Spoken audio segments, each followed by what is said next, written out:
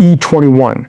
Something happened to silver this week that almost nobody's talking about correctly. Most of the coverage you have seen frames it as a simple story.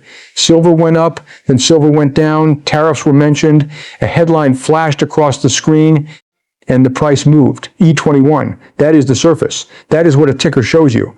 But underneath that ticker, there is a much older and much more important story unfolding. One that has played out in different clothing many times before in modern financial history. And if you understand it, E21, you will see this moment not as noise, but as a signal. Stay with me for the next few minutes, because by the end, the picture is going to look very different than it does right now. E21.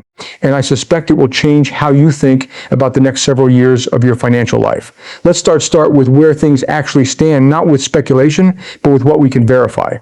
As of this week, silver is trading in the mid to $50 range per ounce. E21, a sharp pullback from the extraordinary high it touched at the start of this year when it briefly spiked above $120 an ounce during of acute geopolitical stress. Gold, meanwhile, is hovering near $4,000 itself. E21, a level that would have seemed almost fantastical only a few years ago, snorts. And this week, the metals complex has been whipsawed by two forces pulling in opposite directions at the same time. On one side, escalating military tension in the Middle East. E21, specifically around Iran and shipping lanes through the Strait of Hormuz, has pushed oil prices up sharply, by some measures around 30% from recent lows. On the other side, that same oil spike is feeding directly into inflation expectations. E21, which is pushing bond yields higher and increasing the odds that the Federal Reserve holds rates higher for longer or even raises them again. Markets are now pricing meaningfully increased odds of a rate hike in the coming months. E21, a repricing that occurred within the span of about a day, according to data feeds tracking futures markets. That is an unusually fast shift in expectations. E21. And fast shifts in expectations are exactly like the kind of thing that separates informed investors from everyone else, because they reveal what the market believes is actually driving events as opposed to what the headlines say is driving events. E21. Here's the tension I want you to sit with for a moment, because it is the key to everything that follows. Silver and gold are supposed to rise when fear rises. That is the textbook relationship. Geopolitical shock, safe haven demand increases. Precious metals rally. E21, and indeed we did see that dynamic play out earlier this year when metals soared to historic highs amid an environment of acute uncertainty. But right now, in this very week, we are watching the opposite happen. Fear is rising, war risk is rising, oil is spiking. E21. And silver is falling. Why would that be? If you can answer that question correctly, you understand something that the vast majority of retail investors, and frankly a good number of professional ones, do not fully grasp. And that is where we are going today. E21. Before I go further, I want to ask you something, because I think it matters, and because I am genuinely curious of what this audience looks like. Comment below and tell me where you are watching from, and tell me whether you personally hold gold, E21, silver cash right now is your primary store of value in uncertain times, E21. I read these comments, and over the years, I have found that the composition of an audience like this one tells you something real about where sentiment sits in the broader public, which is itself a piece of the puzzle we are assembling today. E21. Now let's build the foundation, because you cannot understand what is happening to silver without first understanding the machinery that sits underneath it. And that machinery is monetary policy. At the center of the global financial system sits the Federal Reserve. E21, the central bank of the United States, whose primary tools are the setting of short-term interest rates and the management of the size and composition of its balance sheet. When the Fed raises interest rates, it is in the simplest terms E21, making it more expensive to borrow money and more rewarding to hold cash or short-term government debt. This has a cascading effect throughout the entire economy. Mortgages become more expensive, corporate borrowing slows, consumer spending tends to cool, and importantly for our purposes today, the opportunity cost of holding a non-yielding asset like gold or silver goes up. Precious metals do not pay you interest, they do not pay a dividend, they simply sit there, and their value comes entirely from scarcity, from trust, and from what they represent as an alternative to paper currency. So when interest rates rise, holding a barren asset like silver becomes relatively less attractive compared to holding a bond that pays you 5, 6, or 7% a year. This is why higher rates almost mechanically put downward pressure on precious metals prices, all else being equal. But all else is never actually equal, and that is where the second half of the picture comes in, which is inflation. Inflation is at its core the erosion of the purchasing power of a currency over time. When a government and its central bank allow the money supply to grow faster than the output of real goods and services in the economy, each unit of that currency becomes worth less, and prices measured in that currency tend to rise. Precious metals have functioned for thousands of years across dozens of civilizations as a hedge against exactly this kind of erosion. Because unlike a dollar, a euro, or a yen, gold and silver cannot be printed into existence by a central bank. Their supply grows slowly, constrained by the physical reality of mining and refining, not by a policy decision made in a boardroom. This is why historically periods of high or rising inflation have tended to coincide with strength in gold and silver prices, and periods of falling inflation or aggressive central bank tightening designed to fight inflation have tended to coincide with weakness. So here is the tug of war happening right now made explicit. Rising geopolitical risk and rising oil prices are pushing inflation expectations higher, which is bullish for metal snorts in the classic sense because it signals currency erosion ahead. E21. That same inflation risk is causing the Federal Reserve and traders who anticipate the Federal Reserve's next move to price in higher interest rates to fight that inflation, E21. And higher interest rates are bearish for metals because they raise the opportunity cost of holding a non-yielding asset. Silver in this moment is caught directly between these two forces, E21. And what we are witnessing in the price action this week is the market trying to figure out which force wins in the near term. The immediate answer, based on where prices have moved, is that the interest rate fear is currently winning out over the inflation fear, E21. That is a meaningful piece of information because it tells you the market currently believes the Federal Reserve will act decisively against inflation rather than tolerate it, at least for now, E21.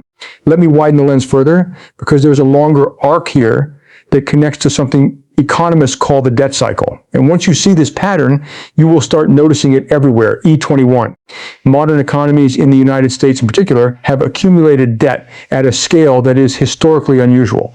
Government debt, corporate debt, and household debt have all grown substantially relative to the size of the overall economy over the past several decades. E21, this matters because heavily indebted systems behave differently than lightly indebted ones. When debt levels are low, E21, central bank can raise interest rates aggressively to fight inflation without causing catastrophic damage because the cost of servicing that debt for governments, companies, and households alike remains manageable. But when debt levels are very high, E21, every increase in interest rates translates into a much larger increase in the actual dollar cost of servicing that debt. Snort's interest payments on government debt begin to compete directly with spending on everything else, E21. This creates what some analysts describe as a kind of policy trap, where the central bank wants to raise rates to fight inflation, but doing so risks destabilizing the ability of the government or for indebted corporations to service their obligations.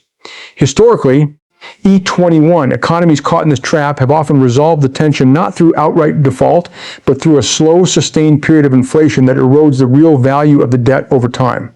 E21, essentially paying it back with currency that is worth less than the currency that was originally borrowed. This is sometimes referred to as financial repression, and it has happened before. E21, most notably in the years following the Second World War, when many developed economies carried debt loads comparable to, or in some cases larger than what we see today, and inflation combined with capped interest rates quietly reduced the real burden of that debt over roughly a decade. E21, if that historical pattern rhymes with today, and I want to be careful here to say this is a possibility worth understanding rather than a certainty, then the long-term direction of monetary policy is likely to favor, at some point, a return to easier money. E21, lower real interest rates, and a tolerance for inflation running above official targets, even if the near term includes periods exactly like the one we are in right now, where the Fed holds firm, or even in further to manage a specific shock.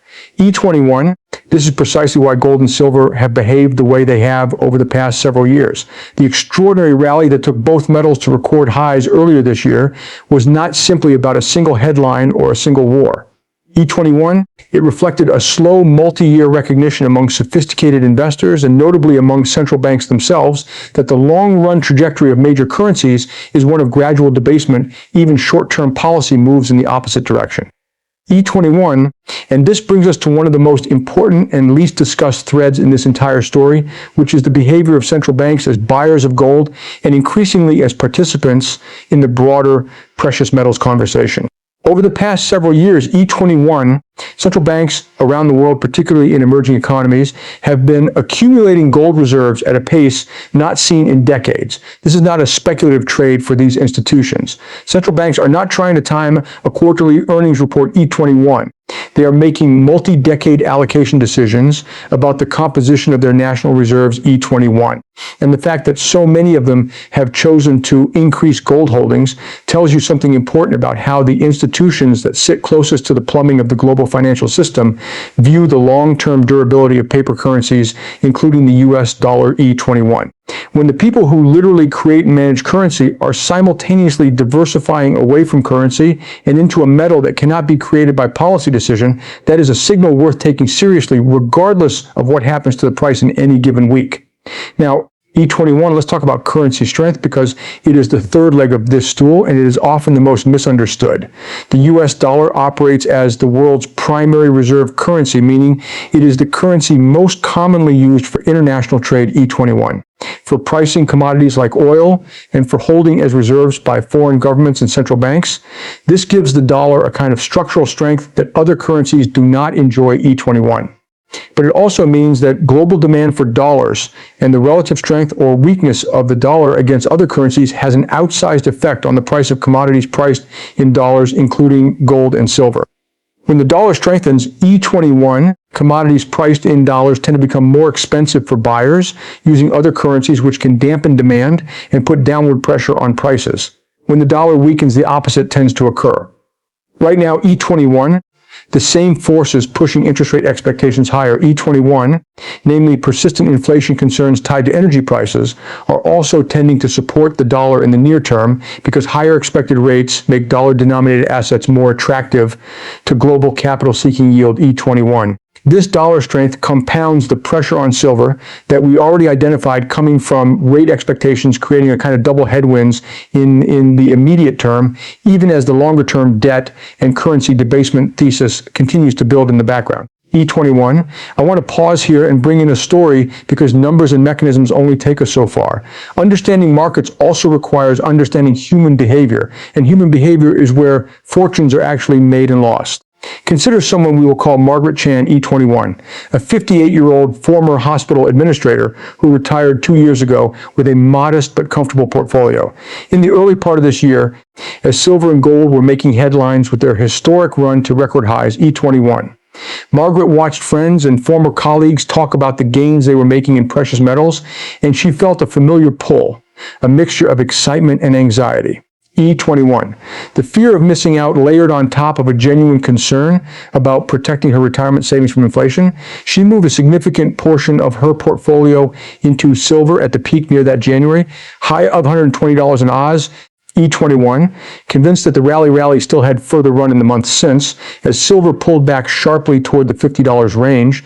Margaret watched nearly half of that specific allocation's value evaporate on paper, E21. And she has spent recent weeks anxious checking prices multiple times a day, wondering whether she made a catastrophic mistake. The lesson in Margaret's story is not that silver is a bad asset, E21.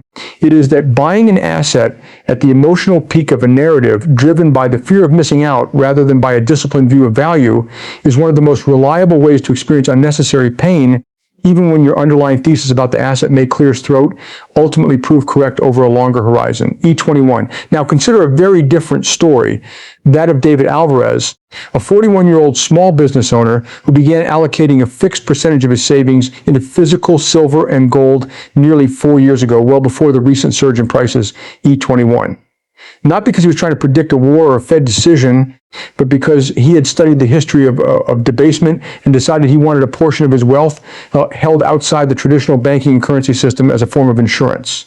21, David did not sell during the parabolic rise earlier this year, and he has not panicked during the recent pullback either. His average purchase price across 4 years of steady accumulation sits well below where silver trades today even after this correction.